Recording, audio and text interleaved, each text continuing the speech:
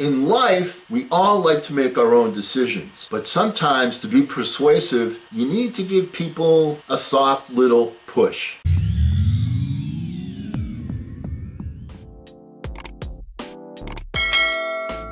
Hello again, everyone. I'm Eli's dad with Project Eli, where we educate, lead, and inspire.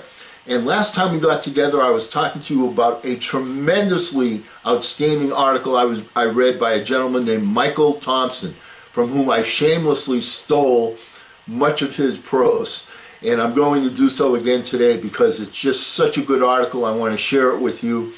And it talks about being persuasive, you're not being a pushy salesperson, not being that what people think of as the used car salesperson.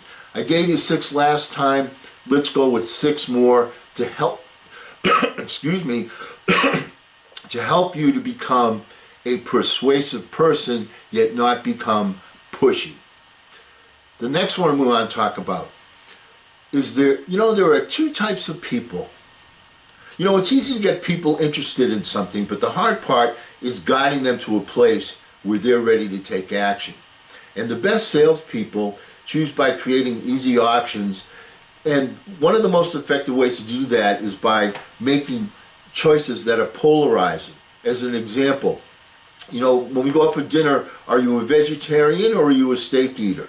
Are you going on vacation? You want to go to the beach or you want to have a mountain vacation? Right? I'll give you some examples.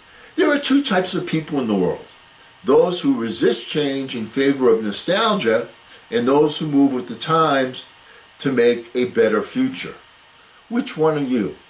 Or there are 2 types of people in the world. Those who judge something before they've even tried it, and those who are prepared to try something and then base their opinion on their own experiences. Where do you see yourself? All right, so you're giving people choices. If you're anything like me, you'll agree that you're the type of person who takes their future into their own hands and likes to try new things. Give people a couple of different options, but do it in a soft way. Here's another one. I bet you're a bit like me. Now, the best salespeople are first and foremost information collectors. And this phrase is great when you're meeting somebody for the first time because it helps you establish trust, credibility, which is key thing in being persuasive. At the same time, it allows you to collect information regarding both your client's decision-making process and what they're looking to accomplish. I bet you're a bit like me and new ideas give you energy. Pause, give them a chance to respond. I bet you're a bit like me and your number one priority is spending time with your friends and family. If they nod their head, yeah, well, if that's the case, then get into your presentation. Not only will most people agree with these statements that create a connection, but people want to create a bond, see something similar, look for something in common. The fact that you are just like me in this respect. But if someone agrees that they make time to learn about new things, you can give them a nudge if their actions begin to go against their words. All right, so it sort of makes a statement and it puts people in a place, and it's something you can use against them, for them later on. Here's another one. Now, most people, now few things kill progress more than indecision. And those 2 words, most people, can snap people out of their procrastination. The reason for that is twofold. First, the phrase speaks directly to people and says, loads of people have done this in the past and it worked out well for them. It shows safety in numbers. The second reason is sometimes people need to be guided into making a decision, and that phrase is much softer than saying, you know what you need to do? You need to do this. So by softening it, it makes people not feel any pressure, and it gives them an opportunity to agree with you. What most people do is complete the application process today in order to get started. Well, what most people do is they place a small order to test drive our products and see how it works out for them. You follow what I'm saying? So you're giving people a nudge in the right direction. What most people do is, all right, or similar to what most people do is, what happens next is, and this is worth including because it keeps the conversation moving towards a close, and if people are hesitant, it opens the door to get to the heart of their biggest objections. Now, this is from the, I want to give you a pointer, and this is from the advanced class in sales. This is something that as a sales trainer you work on with people, and it's a real simple technique and it works really well. Let me show you what I mean. The key thing is to not take a breath at a key moment and continue on. You make a statement and you don't take a breath, you continue on, and then you ask a question. And when you ask that question, it implies that they've agreed with the first part of your statement. Listen to this. What happens next is we're going to complete the application. Then we're going to set up another meeting to ensure we're hitting all your goals and you're fully aware of all the support that you're getting. Now, what's the best number to reach you to set up our next meeting? Right? Notice you don't take a breath.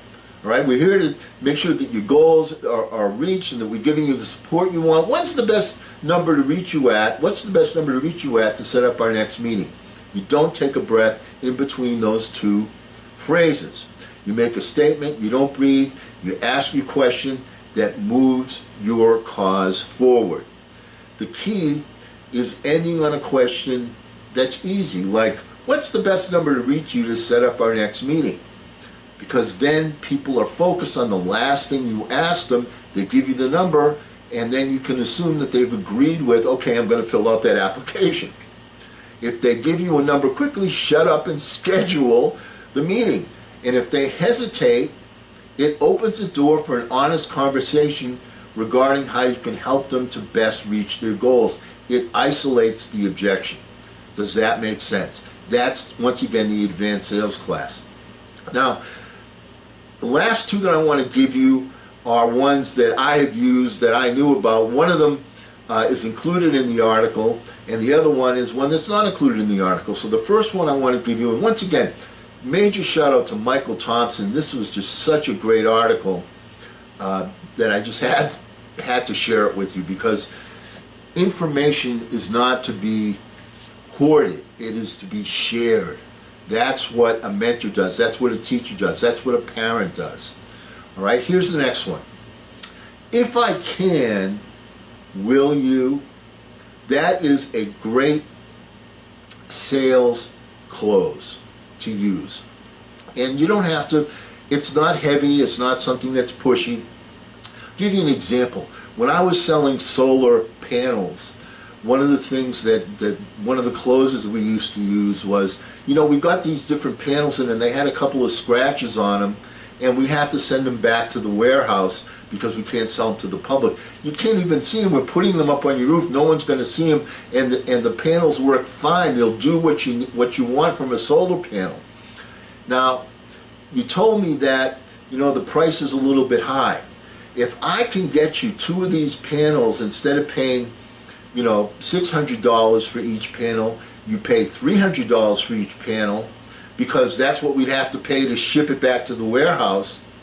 If I can do that, can we get started tonight? If I can, will you? All right? So get into the position where you can say, if I can, will you? And what we used to do, and it's kind of a funny close, is we'd say, I don't know if I'm going to be able to get you those two solar panels at the discounted price. I'm going to have to call the office, my boss, and make sure that he'll agree to that. So if I can do that, can we go ahead and get started tonight? Because that'll be within your financial parameters. And they go, yeah, we can. So then you pick up the phone, you call the office, and you say, I have a very nice couple here, and they're looking to improve their hot water heating and solar panels, blah, blah, blah.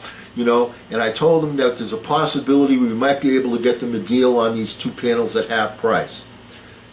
I'm calling to ask for your permission. So instead of sending those panels back to the home office, to the warehouse, can we use them and sell them to these fine folks so they can get started? Great. I'll let them know. All right, you have a great night too. Good night. And then I made my deal. If I can, will you? And the last one I want to go over with you is called feel, felt, found. Feel, felt, found.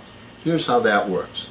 Sometimes you'll have people that'll come up to you and they'll say, well, you know, I'll give you an example. All right, let's say you're selling roofing. All right, and there's two types of roofing that you can sell. One is now this one is guaranteed it's going to last for 5 years. This one's going to last for 15 years. The one for 5 years costs that amount of money. The one for 15 years costs that amount of money. And the people say, well, I think, you know, I'd like to go for the one that's a little less expensive right now. All right, and you can turn to them and say, you know, Mr. and Mrs. Jones, I know how you feel. I felt the same way myself. But you know what we found? We found that when people amortize the cost over the 15 years, they find that instead of buying something that's going to last 5 years and then having to replace it at that time, that if they get the product that's a little bit higher quality and it costs a little bit more money, in the long run, they've found that they save more money and they're happier with their purchase. I know how you feel. I felt the same way myself, but here's what I found. Feel, felt, found.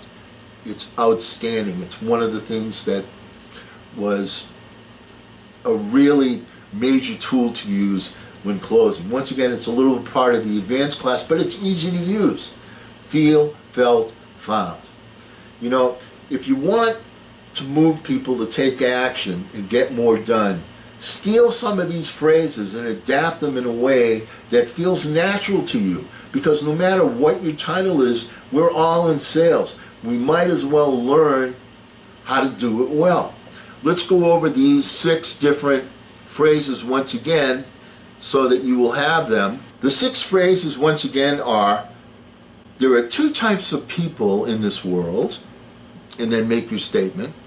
You know, I bet you're a bit like me. Statement. Most people.